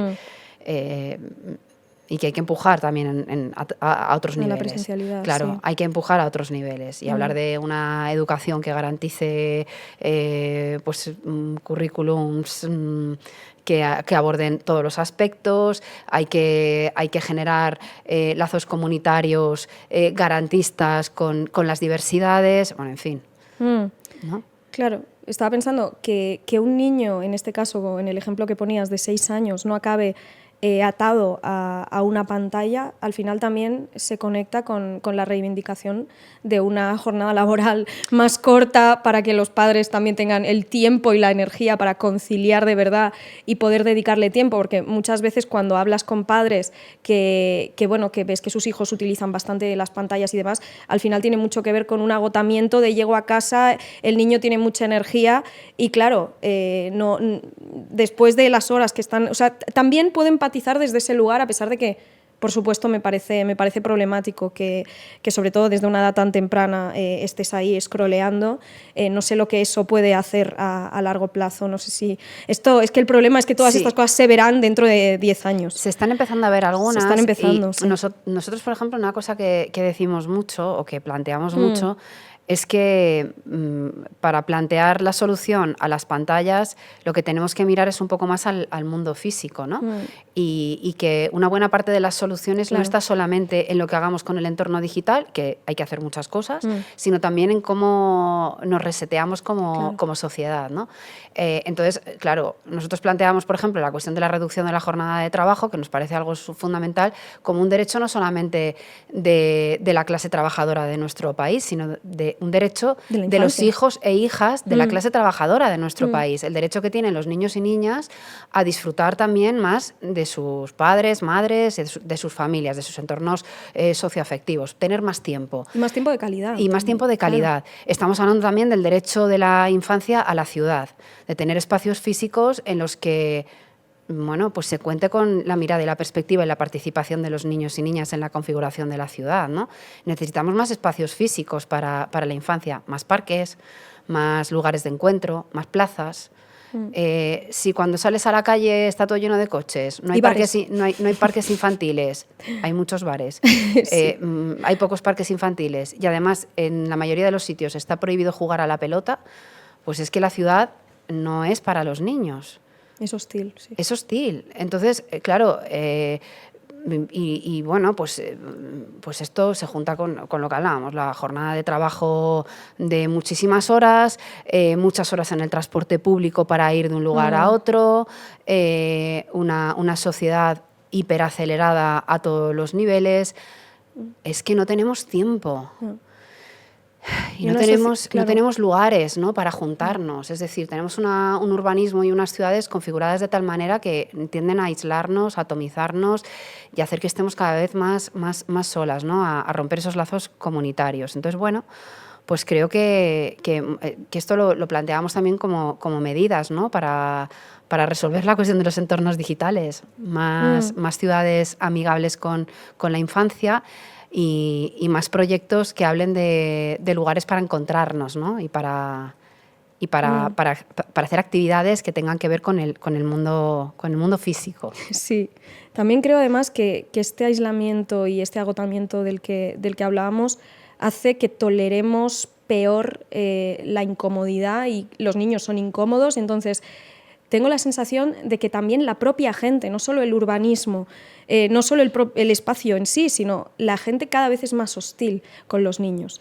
Eso lo noto mucho, ¿no? Y a veces lo puedo entender en algunos contextos, pero claro, al final una sociedad que quiere que los niños sean invisibles, que no se note que están, que en ningún momento, yo qué sé, estás en el cine, que llora un poco un niño ya parece que es el fin del mundo, ¿no? Como que también creo que parte de la solución pasa porque nos acostumbremos un poco a tolerar esa frustración o bueno, pues ese inconveniente de que hay un niño llorando y que no nos pongamos rápidamente como... Hay como un sentimiento anti-niños que yo, bueno, ya digo, no lo problematizo cuando la gente simplemente no los quiere tener, porque eso me parece pues un límite perfectamente sano, pero sí cuando... no, como yo he decidido no tener niños, no soporto que haya un niño a 5 metros de mí, porque creo que eso también es una cosa que nos tenemos que empezar a mirar un poquito y que sobre todo es bastante característica de mi generación en particular. No sé si estás de acuerdo o no, si has notado como esa hostilidad. Yo creo que lo primero que tenemos que asumir es que las infancias son el producto de la sociedad que estamos forjando las personas más adultas, ¿no? Y que al final... en todo caso, ¿no? Al final viven en sociedad y están atravesados y atravesadas los niños y niñas por la sociedad, ¿no? No son algo ajeno. Así que nos toca hacernos cargo de todo eso en cualquier caso, ¿no? No podemos hacer en cierta medida, sí. Claro, no podemos hacer como que nos viene mal, bueno, pues amigos y amigas, no es posible. Esto en primer lugar. Y luego yo soy una firme defensora de que la voz de la infancia se escuche en todos los espacios públicos a ser posible. Me refiero de la vida pública, ¿no? A todos los niveles. Y creo que nos falta hacer mucho trabajo en cuestiones que tienen que ver con la participación infantil, porque a partir de ahí se normaliza que los niños y niñas aparezcan en el espacio público de una manera con una percepción diferente. Realmente tienen muchas cosas interesantes que decir. Dicen cosas muy interesantes normalmente. Lo que hay es poca tolerancia en general o yo noto a veces poca tolerancia a poner... corrijo, no poca tolerancia. Hay poca capacidad de escucha a la infancia. Es un rasgo que me llama poderosamente la atención, ¿no? En el tiempo que estamos trabajando, más específicamente en el Ministerio, lo complicado que es escuchar, bueno, en general en la sociedad, ¿no? Tenemos un problema con esta capacidad de escucharnos, que tiene que ver también con esta soledad no deseada, ¿no? Para mí forma parte de todo ello. Pero que no hay escucha, es como que enseguida se descarta, ¿no? La posibilidad de que un niño o una niña pueda participar y pueda opinar. Y a partir de ahí, pues todo lo demás, ¿no? Todo lo demás. Además, es que me llama la atención, hasta hace poco no había empezado como a problematizar esta hostilidad que tenemos hacia los niños, sobre todo hacia los niños que tienen mucha energía o que nos molestan, ¿no? Pero claro, por un lado ves que desde el feminismo hablamos mucho de los cuidados, de las redes, de la comunidad, del acompañamiento a las mujeres, etcétera, pero luego si una madre está agotada y está sobrepasada, madres de clase trabajadora, y por falta de energía mental acaba permitiendo que el hijo tenga una pataleta y tú estás más o menos cerca, la juzgas duramente a ella en vez de entender que al final el precio a pagar por tener comunidad es que te molesten de vez en cuando, en vez de ponerte a intentar jugar con el niño, etcétera. A eso me refiero también un poco, ¿no? Como que al final es, ay, no molestes, niño. Y luego nos quejamos de que esos mismos niños se agarran a la pantalla. Por eso hablo de dar cuenta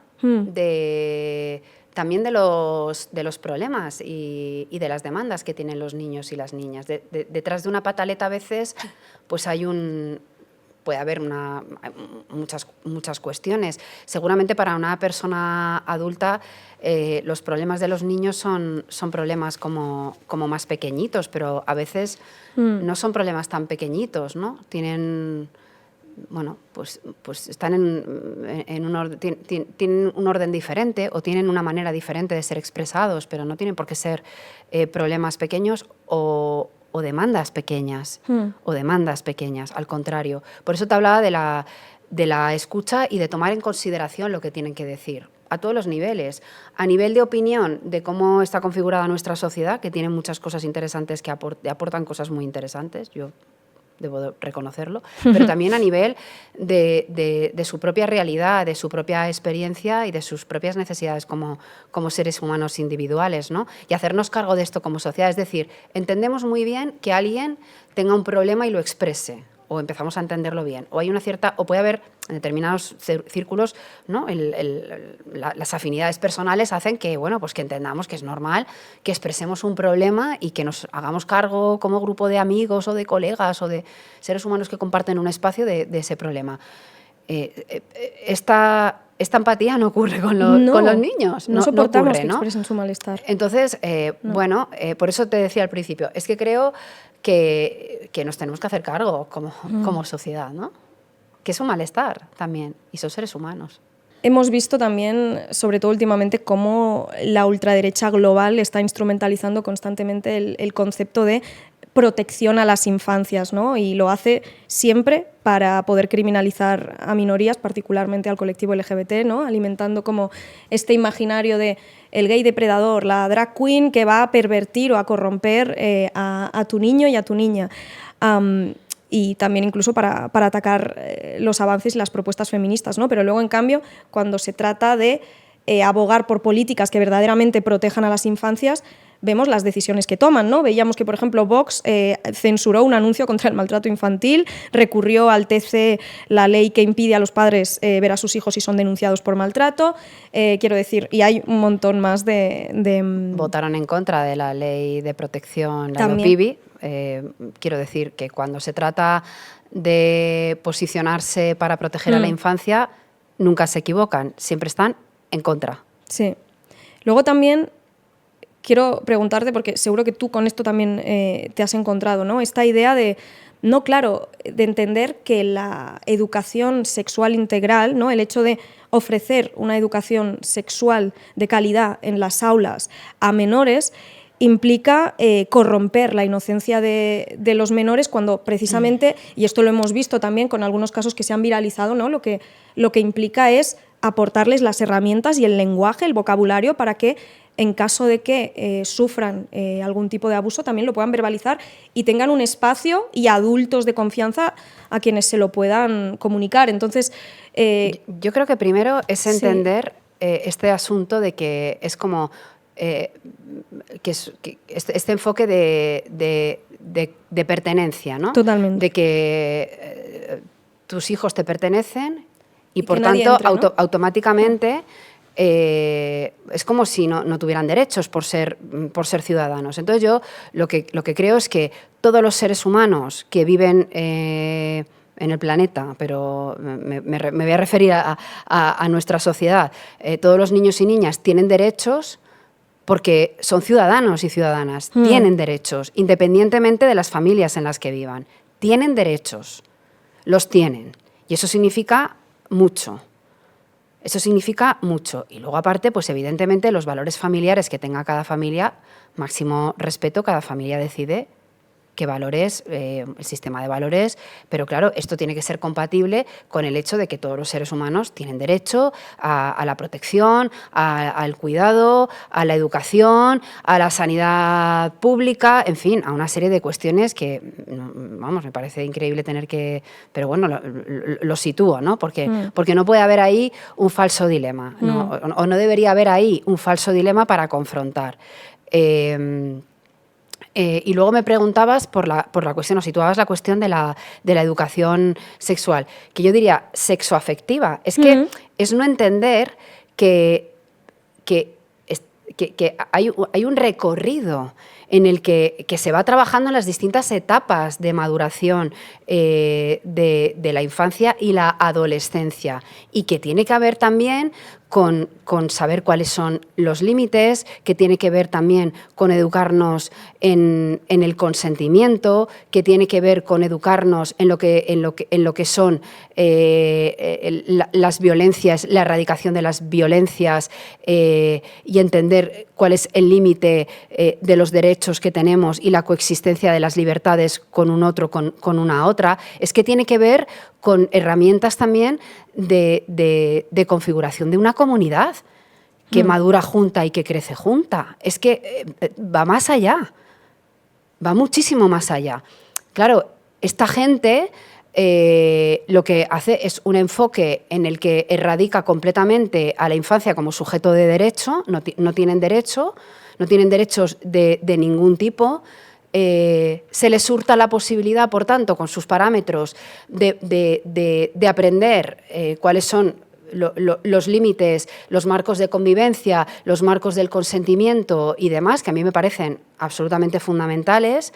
Y luego es un falso dilema siempre. Es decir, esta gente golpea de manera despiadada a toda la diversidad, a las infancias diversas. Golpea de una manera descarnada a las infancias migrantes. Claro. Golpea a las infancias y a las adolescencias LGTBIQ+.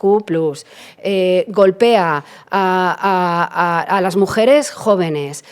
Golpea, en fin, quiero decir, es un falso dilema, ¿no?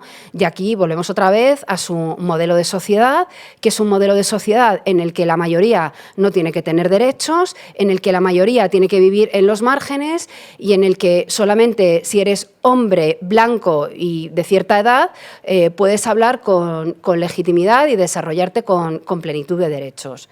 Bueno, es que este es el modelo de sociedad que trae bajo el brazo la extrema derecha. No cabemos la mayoría.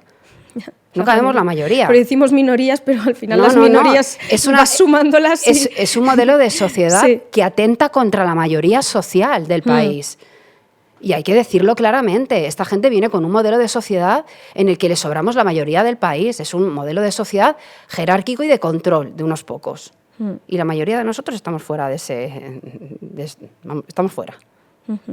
Desde el Ministerio acabáis de proponer prohibir que los menores asistan a espectáculos taurinos.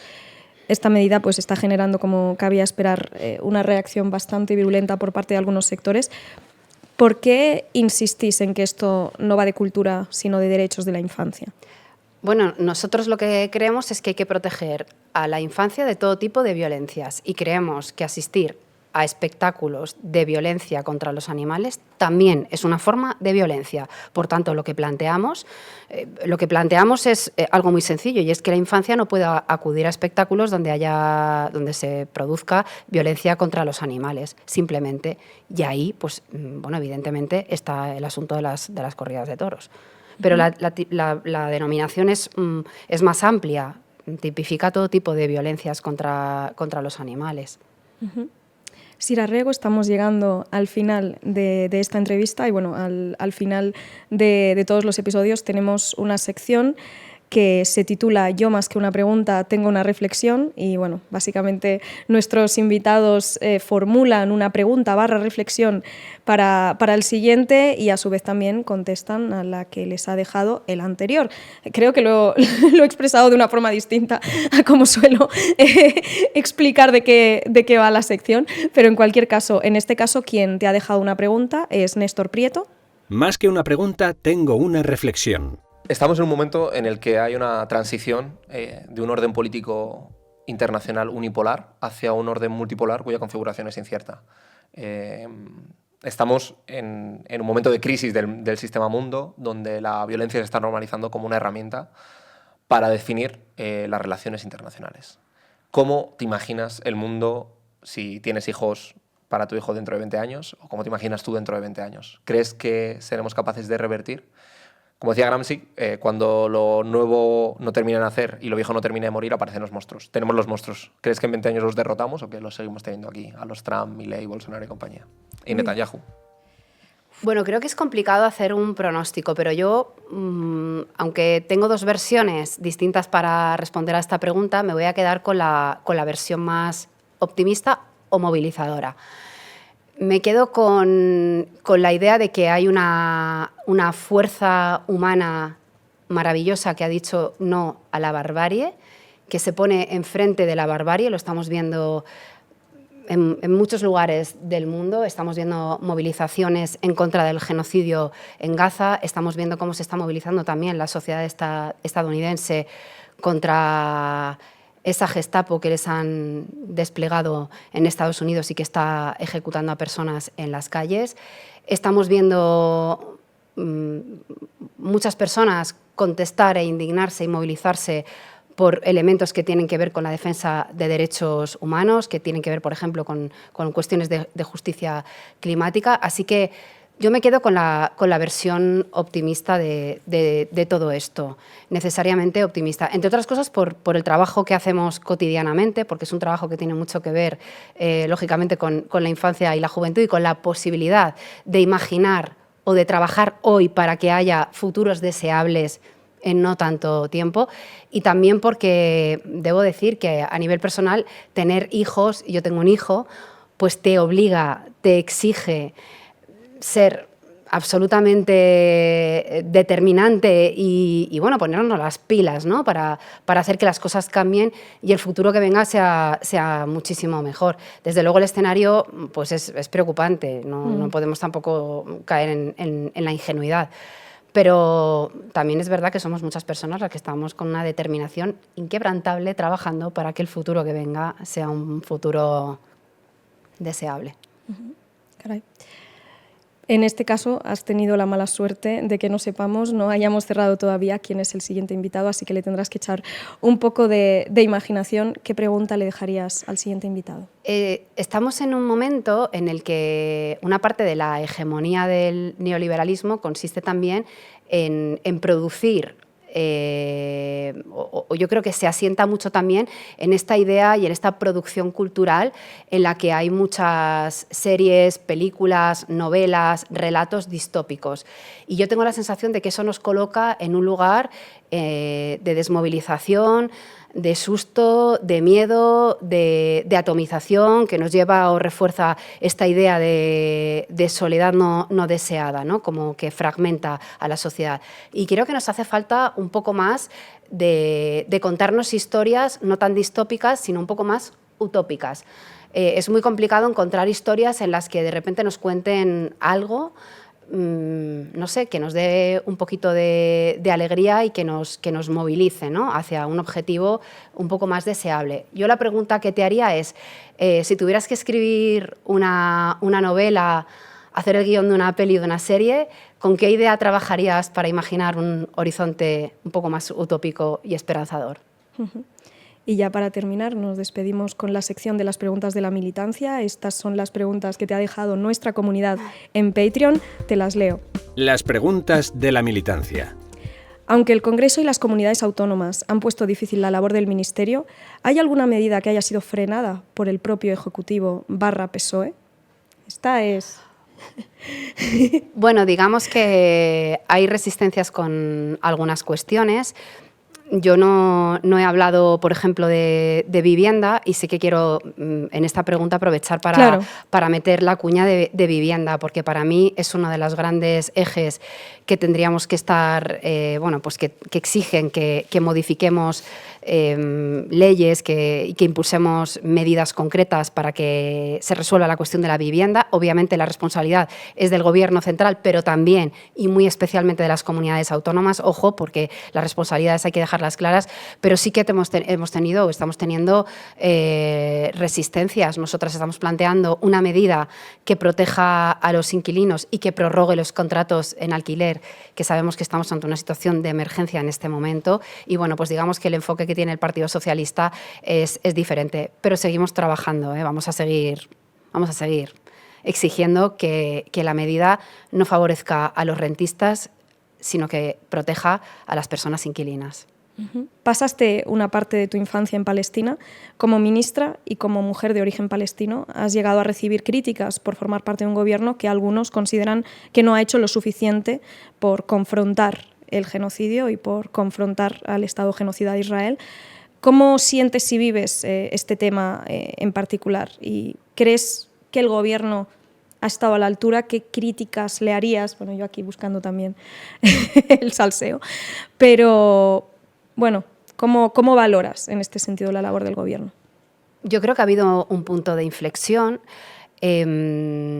Somos dos fuerzas en la coalición y creo que si España ha tenido una posición más digna que otros países a nivel internacional tiene que ver precisamente con nuestra presencia en el gobierno y con el empuje que hemos dado a que nos posicionemos de una manera más contundente con la cuestión del genocidio. Que tengamos una posición digna, evidentemente, no significa que no se pueda hacer más.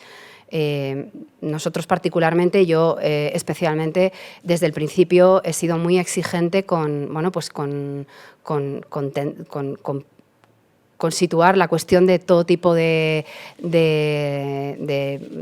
romper todo tipo de relaciones con el Estado genocida de Israel. Y yo creo que hemos sostenido posiciones muy críticas y muy exigentes también dentro del gobierno y como organizaciones políticas también en el Congreso y a nivel de militancias.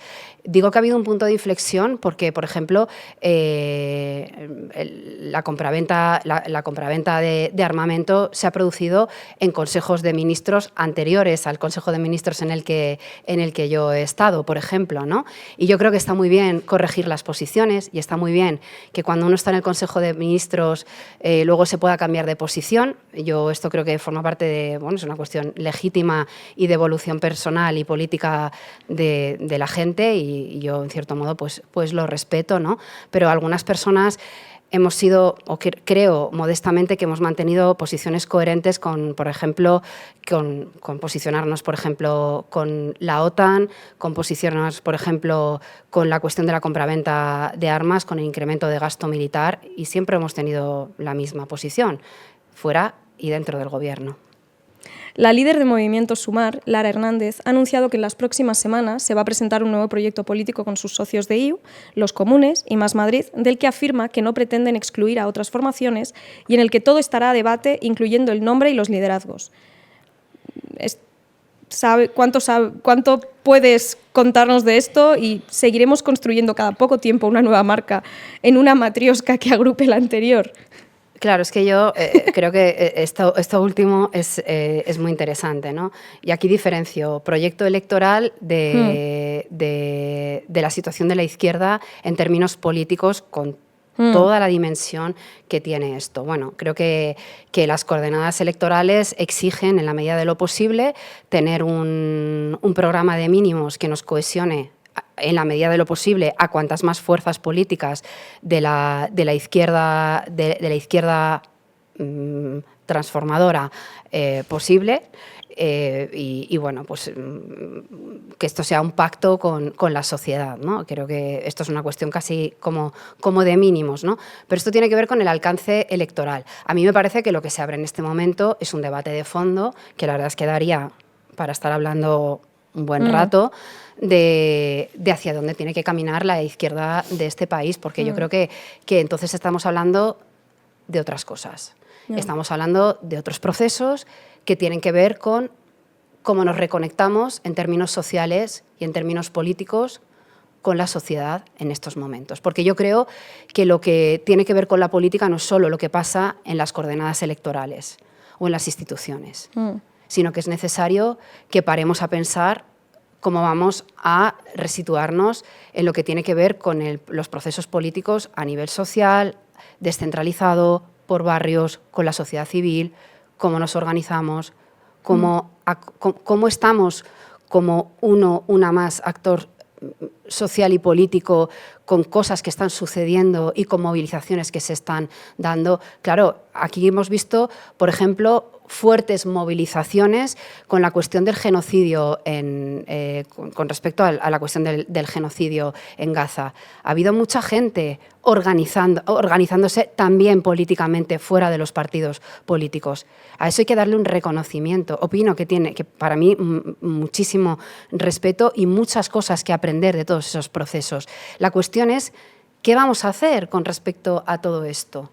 ¿Cómo vamos a articular? ¿Cómo nos vamos a juntar? ¿Cómo vamos a conversar? Yo creo que ya esto no va más de, bueno, que sí, que para resolver lo electoral, pues sentémonos, pongámonos de acuerdo con un programa de mínimos, cuantas más seamos mejor, y búsquese un nombre que genere acuerdos y consensos. Pero yo creo que el fondo tiene que ser otro. El proyecto pasa por otras cosas. Creo, sinceramente, que todo el espacio sociológico, podemos decir, a la izquierda del PSOE, no entiende lo que sería el electorado, ¿no? El potencial electorado no entiende como la necesidad de estar generando nuevas marcas, nuevos nombres, ¿no? Quizás desde las instituciones se tiene muy claro por qué es mejor generar esta marca nueva, ¿no? Desde dentro quizás se entiende, pero es verdad que desde fuera creo que genera bastante hartazgo, porque da la sensación de que siempre un poco volvemos a empezar otra vez, ¿no? Volvemos otra vez a generar escisiones que luego al final tienen que aglutinarse dentro de un paraguas amplio, y ese paraguas amplio también está dentro de otro paraguas más amplio. Entonces, desde fuera creo que genera confusión e incluso desafección. Pero honestamente es porque yo creo que nos hemos situado ya estrictamente en las coordenadas electorales. Pues y tienen su importancia, ojo, no digo que no, pero creo que da mucha más fortaleza un proyecto electoral que se articula sobre la base de un proyecto político con arraigo social y territorial a todos los niveles, es decir, con recuperar determinadas luchas, con recuperar determinadas presencias, con recuperar determinados conflictos y con organizar todo eso. Es decir, que la política no pasa solo en las instituciones. La política está pasando en muchos barrios, en muchos centros de trabajo, en muchas asociaciones pequeñitas.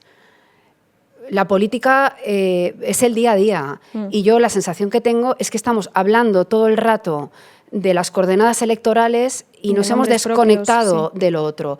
Y yo creo, de verdad, que tendremos alcance y mucha más potencia cuando seamos capaces de reconectar lo uno con lo otro. Y la marca, las personas, los proyectos y las organizaciones serán un elemento que se decante a partir de esto otro, que para mí es lo que tiene mucha más importancia y es en lo que creo que no estamos. Necesitamos reconectar con la base social y con una genealogía de luchas.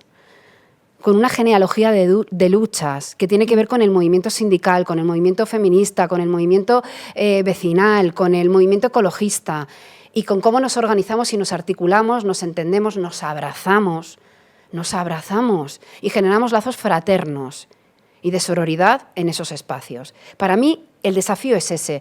Lo demás, honestamente, pues bueno, entiendo, a mí también me resulta un poco, digamos que no me entusiasma. Cansino. No me entusiasma, no es algo que me movilice especialmente. Bueno, sí. Pero me parece que es el mínimo al que tenemos que aspirar para intentar que haya un proyecto de izquierda transformadora en las próximas elecciones generales. Y ya, para terminar, la última pregunta que te deja la comunidad. Tú fuiste eurodiputada de Izquierda Unida y conoces lo que suponía tener esa representación propia en el Parlamento Europeo. Hoy, por primera vez, EU se ha quedado fuera de la Eurocámara, formando parte de Sumar. ¿Cómo valoras o cómo se valoró desde Izquierda Unida esa pérdida de voz propia? ¿Y qué crees que dice eso también del equilibrio real entre las fuerzas que integran Sumar? ¿Puede una fuerza como EU seguir siendo reconocible y autónoma políticamente sin representación propia en espacios clave como el Parlamento Europeo? Bueno, lógicamente la valoración que hago pues no es positiva. A mí me encantaría que Izquierda Unida tuviera un compañero o compañera eurodiputada en el Parlamento Europeo, obviamente, ¿no? Pero voy a decir una cosa que voy a poner en valor algo que tiene Izquierda Unida y que a veces, curiosamente pasa desapercibido. Izquierda Unida, y lo digo con mucho orgullo, es una fuerza política con una raíz profundamente municipalista. Y nosotras siempre reivindicamos que el país se construye desde lo local y se construye desde los municipios. Izquierda Unida sigue teniendo muchísima presencia y arraigo en la política municipal, la política local y también en la política autonómica tenemos presencia. Tenemos bastantes compañeros y compañeras que son parlamentarios autonómicos. Esto no significa que no reconozca que a mí me encantaría que Izquierda Unida tuviera también un compañero o compañera eurodiputado, desde luego.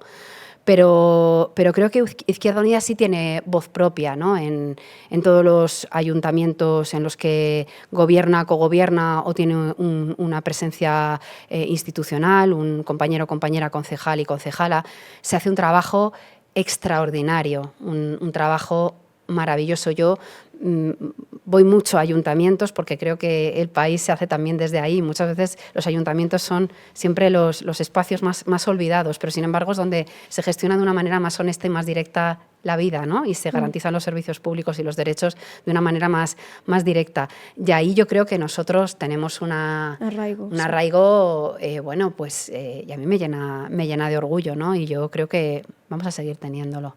Sira Rego, muchísimas gracias por haber venido, por habernos hecho un hueco y disculpa por haberte retenido como más de media hora más de lo acordado, que es lo que hago yo siempre, por cierto. Me porto un poco mal ahí. Ha sido una maravilla estar aquí contigo. Muchas gracias. Muchas gracias.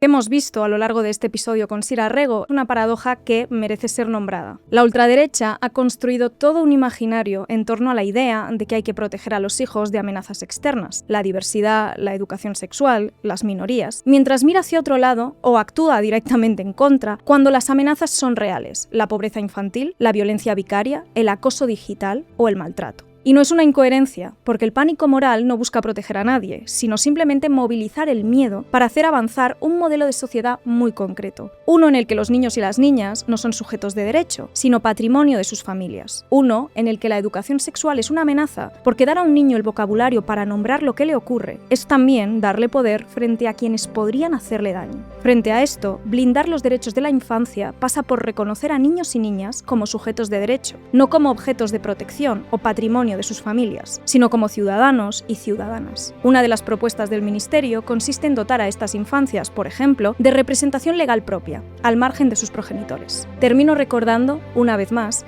que no obstante es un proyecto independiente y completamente autofinanciado. Si queréis ayudarnos a seguir abordando estos temas, podéis hacerlo desde solo €1 al mes en apoya.furor.tv o haciéndoos miembros en YouTube y obtendréis ventajas como acceso anticipado a todos estos episodios, acceso a los episodios sin anuncios y la posibilidad de hacer preguntas a nuestros invitados. Ahora sí, hasta la próxima.